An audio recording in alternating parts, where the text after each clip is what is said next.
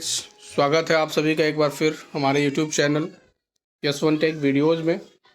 आज का जो हमने टॉपिक लिया है वो है DNS, डोमेन नेमिंग सिस्टम, जो कि सर्वर का बहुत ही इम्पोर्टेंट टॉपिक है। और अगर आप किसी भी IT प्रोफाइल के लिए जाते हैं इंटरव्यू देने, तो आपसे ये क्वेश्चन जनरली पूछा जाता है कि DNS क्या है। ठीक है, तो हम लोग अभी इस क्वेश्चन का आंसर समझेंगे कि DNS क्या है और ये समझेंगे कि ये क्या काम करता है। तो चलिए हम लोग आगे बढ़ते हैं और समझते हैं कि DNS क्या होता है।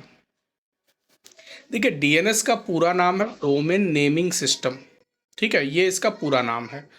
और है क्या ये? तो देखो, ये एक सर्विस है जो नेम रिजोल्यूशन के लिए रिस्पॉन्सिबल होता है, यानी कि नेम रिजोल्यूशन करता है। अब थोड़ा हम लोग को ये भी समझना पड़ेगा कि नेम रिजोल्यूशन क्या है, तो आपको समझाते हैं। देखिए, आप जब कोई वेबसाइट ओपन करते हैं तो आप उस वेबसाइट का नाम डालते हैं। ठीक है, लेकिन आपके जो नेटवर्किंग डिवाइसेज हैं ना, वो नाम से नहीं किसी चीज़ को फाइंड करते हैं। अब जैसे मान लीजिए आपका राउटर है, तो राउटर को समझने के लिए क्या चाहिए होता है? आईपी एड्रेस की ज़रूरत होती है। तो आपका रिक्वेस्ट उस सर्वर तक तभी जाएगा जब आपके राउटर को उस वेबसाइट का आईपी एड्रेस पता हो। ठीक है, तो इसीलिए आप जब कभी आईपी का कॉन्फ़िगरेशन करते हो, तो आईपी के कॉन्फ़िगरेशन में आप आईपी देते हो, सबनेट मास्क देते हो, डिफ़ॉल्ट गेटवे देते हो और डीएनएस देते हो। ये 4 इन्फॉर्मेशंस कम से कम आप देते हो। ठीक है, तो गेटवे तो आपको पता है कि ये हो गया आपके राउटर की आईपी। आईपी जो और सबनेट मास्क है वो आपके अपने कंप्यूटर का एक यूनिक एड्रेस हो गया। वही जो डीएनएस के आप आईपी देते हो, वही रिस्पॉन्सिबल होता है उस वेबसाइट का आईपी खोज के लाने के लिए। या कहीं पर आपको ज़रूरत पड़ जाता है कि इस आईपी का वेबसाइट नेम या होस्ट नेम क्या है, तो वही डीएनएस भी वहाँ पर भी काम करता है।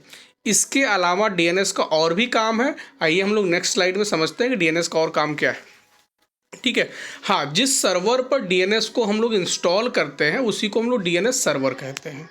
आइए अभी हम लोग समझ रहे हैं कि यूज ऑफ डीएनएस। देखिए, 3 मेन डीएनएस के काम हैं।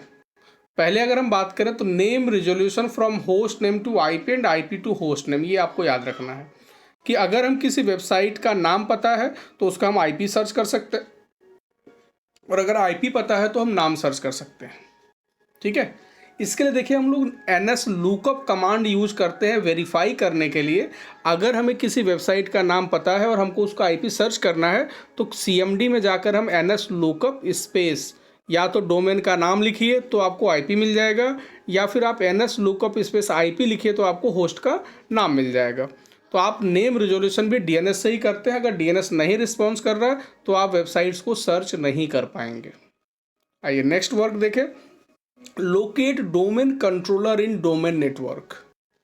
यहाँ पर थोड़ा सा आपको समझाना चाहेंगे कि डोमेन क्या है। वैसे हमने डोमेन पर पूरा एक वीडियो बना रखा है, आप लोग प्लेलिस्ट में सर्वर के ही जा करके देख सकते हो। फिर भी थोड़ा सा यहाँ पर हम समझेंगे कि डोमेन कंट्रोलर क्या है। देखिए, जब आप सर्वर की पढ़ाई कर रहे हो ना, तो डोमेन कंट्रोलर तो सबसे इम्पोर्टेंट पार्ट है। एक ऐसा सर्वर कंप्यूटर जो नेटवर्क में कनेक्टेड सभी डिवाइसेस को अपने कंट्रोल में रखे, उनके लिए पॉलिसीज़ बनाए। ठीक है, और उनको जो सर्विसेज चाहिए वो सर्विसेज दें, पूरा ऑथेंटिकेशन प्रोसेस करवाए। मीन्स आपके नेटवर्क में कोई यूज़र अगर लॉगिन होता है तो उस लॉगिन को वेरीफाई करने के लिए जो काम करेगा वो आपका डोमेन कंट्रोलर काम करेगा। तो ये समझिए कि आप पूरे नेटवर्क पर अपना एक पूरा कंट्रोल रखते हैं। Login process, policies, servers, means services, ये सारी चीज़ें आप देते हैं डोमेन कंट्रोलर से ही। ठीक है, तो अगर कोई क्लाइंट कंप्यूटर है और अपने डोमेन कंट्रोलर से कनेक्ट होकर के कोई सर्विस लेना चाहता है, तो डीएनएस वहाँ पर काम करता है डोमेन कंट्रोलर को फाइंड करने में। ठीक है, या अगर आप सर्वर पर थोड़ा भी काम किए हो, कभी आपने डोमेन का मेंबर बनाया हो किसी कंप्यूटर का, तो सबसे पहला मैंडेटरी टास्क ये है कि आपको जाकर के वहाँ पर डीएनएस की आईपी कॉन्फ़िगर करना पड़ता है क्लाइंट कंप्यूटर पे, तभी आप डोमेन का मेंबर उसको बना पाते हैं। ठीक है, तो डोमेन कंट्रोलर्स को फाइंड करना भी किसका काम है? डीएनएस का काम है। नेक्स्ट अगर हम बात करें तो मेल सर्वर को लोकेट करना। जब आप किसी को मेल भेजते हो, ठीक है, तो उस मेल में भी क्या होता है? डोमेन का नाम आप यूज़ करते हो। जैसे मान लो आप यूज़ करते हो yes@gmail.com, तो gmail.com क्या है? डोमेन नेम है। तो उस डोमेन को भी लोकेट करना, फाइंड करने की जिम्मेदारी किसकी होती है? डीएनएस की ही होती है। ठीक है। और इससे रिलेटेड जो रिकॉर्ड है मेल सर्वर से, उस रिकॉर्ड को हम लोग MX रिकॉर्ड कहते हैं, जो हमें अपने DNS पे अपडेट करना पड़ता है। ठीक है। रिकॉर्ड्स DNS के टाइप्स, DNS के जोन, इसका हम आपको नेक्स्ट वीडियो में समझाएंगे। ठीक है। अभी हम लोग यहाँ पर समझ रहे हैं कि DNS का यूज क्या है। चलिए नेक्स्ट आइए समझते हैं हम लोग। चलिए थोड़ा सा आपको हम यहाँ पर समझाना चाह रहे हैं कि नेम रिजोल्यूशन जो होता है, यानी कि कैसे कोई भी जब होस्ट या कोई भी क्लाइंट किसी वेबसाइट को सर्च करता है तो उसके पास तक वो कैसे उसका IP एड्रेस पहुँचता है। ठीक है। इस प्रोसेस को थोड़ा सा हम लोग यहाँ पर समझते हैं। आइए देखिए, जैसे मान लीजिए ये एक होस्ट है, यानी एक कंप्यूटर है, और ये चाहता है किसी वेबसाइट को ओपन करना। ये नेटवर्क में मान लीजिए कनेक्टेड है, यहाँ एक स्विच लगा करके हमने कंप्यूटर को कनेक्ट कर दिया। हमारे नेटवर्क में एक DNS सर्वर है ऑलरेडी, ऐसा मान लीजिए। ठीक है। ये कौन है? DNS सर्वर है। यहाँ पर और भी आपके क्लाइंट्स कंप्यूटर कनेक्टेड हैं। ठीक है। तो अगर मान लीजिए ये कंप्यूटर किसी वेबसाइट को सर्च करता है, कि एग्जांपल के लिए मान लीजिए google.com सर्च करता है ये, ठीक है, ये google.com सर्च करता है, तो google.com इसके कंप्यूटर तक कैसे पहुंचेगा, इसका हम लोग प्रोसेस समझने जा रहे हैं। जैसे ही इस कंप्यूटर ने google.com टाइप किया अपने ब्राउज़र में, इसके कंप्यूटर से एक रिक्वेस्ट जाएगा। ठीक है। किसके पास सबसे पहले जाएगा? तो google.com की IP खोजने का प्रोसेस सबसे पहले स्टार्ट होगा। अब इस कंप्यूटर के DNS में जिसकी IP डली होगी, जिस सर्वर की, उसके पास जाएगा। अगर हमारा अपने कंपनी में खुद का DNS सर्वर है तो हमारे अपने DNS सर्वर के पास जाएगा रिक्वेस्ट। और अगर हमारे DNS सर्वर ने इससे पहले कभी भी google.com को सर्च करके बताया है तो वो अपने कैश से क्या करेगा, उस google.com की IP बता देगा हमारे क्लाइंट को। और फिर उसके बाद वो रिक्वेस्ट जो है किसके पास चला जाएगा? ISP के पास जाएगा। और हमारा ISP क्या करेगा? उसको उस गूगल के सर्वर तक पहुंचा देगा जहां से हमको डेटा लेना था। मान लीजिए ये गूगल का सर्वर है, तो ISP गूगल के सर्वर तक पहुंचाएगा और यहां से रिस्पॉन्स लेकर के इस कंप्यूटर को दे देगा।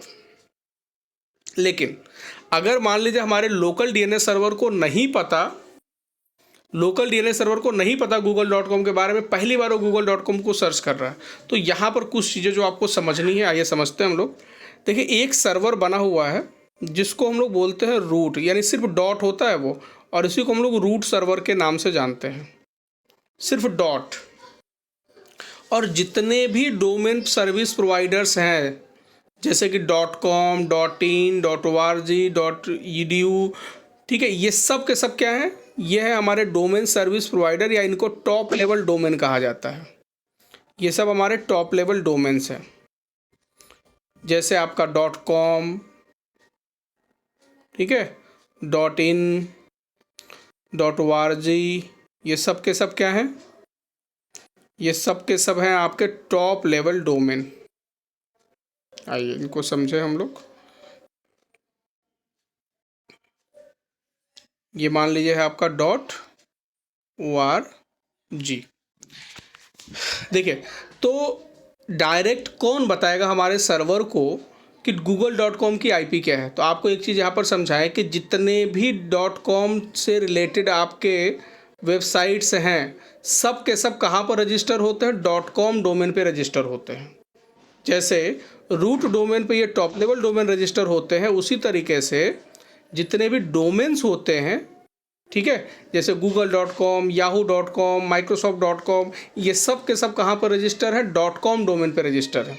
तो जहाँ पर वो रजिस्टर होंगे, मान लीजिए ये हमारा microsoft.com है, तो microsoft.com कहाँ पर रजिस्टर होगा? .com डोमेन पे। और जब वो .com डोमेन पे रजिस्टर होगा तो .com डोमेन को ये पता होगा कि ये आपका microsoft.com जो है उसकी IP क्या है। या ऐसे ही अगर ये हमारा गूगल है तो गूगल की IP क्या है ये किसको पता होगा? ये .com को पता होगा, क्योंकि google.com कहाँ पर रजिस्टर होगा? .com सर्वर पे पता होगा। अब देखिए प्रोसेस क्या होता है कि जब कोई कंप्यूटर रिक्वेस्ट करता है और फर्स्ट टाइम हमारे DNS सर्वर को नहीं पता होता है कि उसकी उस वेबसाइट की IP क्या है जो सर्च कर रहा है कोई भी यूजर, तो ये सबसे पहले DNS सर्वर क्या करता है? रूट सर्वर से कांटेक्ट करता है। रूट सर्वर उसको ये बताता है कि भाई देखो .com सर्वर की IP एड्रेस ये है। तब ये कंप्यूटर सर्वर क्या करता है? .com सर्वर से कम्युनिकेट करता है। .com सर्वर से ये पूछता है कि भाई google.com की आईपी क्या है, और .com सर्वर उसको बताता है कि google.com की आईपी ये है, जिससे कि इस हमारे लोकल सर्वर को google.com की आईपी पता चल गया। अब इन फ्यूचर कभी भी google.com के पास कोई रिक्वेस्ट भेजना है तो उसको रूट डोमेन या टॉप लेवल डोमेन के पास नहीं जाना पड़ेगा। ठीक है, तो ये पूरा नेम रेजोल्यूशन का प्रोसेस होता है। हमारे अपने लोकल डीएनएस सर्वर को दुनिया के सभी वेबसाइट्स की आईपी एड्रेस पता रखने की ज़रूरत नहीं होती है। ठीक है, ये था आपका नेम रेजोल्यूशन प्रोसेस, ये ध्यान रखेंगे। अगर कोई पूछता है तो आपका आंसर यही होना चाहिए कि भाई जब भी हम कोई वेबसाइट को सर्च करते हैं सबसे पहले हमारा रिक्वेस्ट जाता है डीएनएस सर्वर के पास। डीएनएस सर्वर ने अगर इससे पहले कभी नेम रेजोल्यूशन प्रोसेस कंप्लीट किया है तो वो क्या करेगा, हमें अपना उस वेबसाइट की आईपी दे देगा। और अगर मान लीजिए बिल्कुल फर्स्ट डीएनएस सर्वर है तो उसको रूट डोमेन के पास जाना पड़ता है सर्च करने के लिए। रूट डोमेन के पास डीएनएस को सिर्फ एक बार जाना पड़ता है, जब वो रूट डीएनएस से ये पता कर लेता है कि भाई टॉप लेवल डोमेन जो हमारे हैं जैसे कि .com सर्वर, .in सर्वर, इनकी आईपी क्या है, तब उसको रूट के पास कभी नहीं जाना पड़ता। ठीक है, तो .com सर्वर से ये पता कर लेता है कि भाई जिस वेबसाइट को हम सर्च कर रहे हैं जिसके आगे .com लगा हुआ है वो सब के सब .com डोमेन पर रजिस्टर हैं, तो आसानी से .com सर्वर जो है ये बता देता है हमारे डीएनएस सर्वर को कि इसकी आईपी एड्रेस क्या है जिस वेबसाइट को हम सर्च कर रहे हैं। ठीक है, तो ये समझिए कि अगर हम अपने कंपनी में खुद का डीएनएस सर्वर बनाते हैं तो हमें बैठ करके पूरा का पूरा डेटा इंपोर्ट करने की ज़रूरत नहीं पड़ती है दुनिया में जितने वेबसाइट्स हैं उन सब का। ठीक है, आइए नेक्स्ट हम लोग समझते हैं। ये था आपका नेम रेजोल्यूशन प्रोसेस। तो इस तरीके से इस वीडियो में अभी आज के लिए इतना ही। इसमें हम लोगों ने समझा डीएनएस क्या है, डीएनएस का यूज क्या है। नेक्स्ट वीडियो में हम लोग डीएनएस का और डिटेल्स भी पढ़ेंगे और भी सर्वर से रिलेटेड वीडियोज हम अब आपको थोड़ा जल्दी देंगे। बीच में थोड़ा सा गैप हो गया था कुछ बिजी होने की वजह से, लेकिन अभी आपको अब जल्दी वीडियोज मिलेंगे। अगर आप चैनल पर नए हैं तो सब्सक्राइब कर दीजिएगा। ठीक है, तो मिलते हैं नए वीडियो पे। Thank you.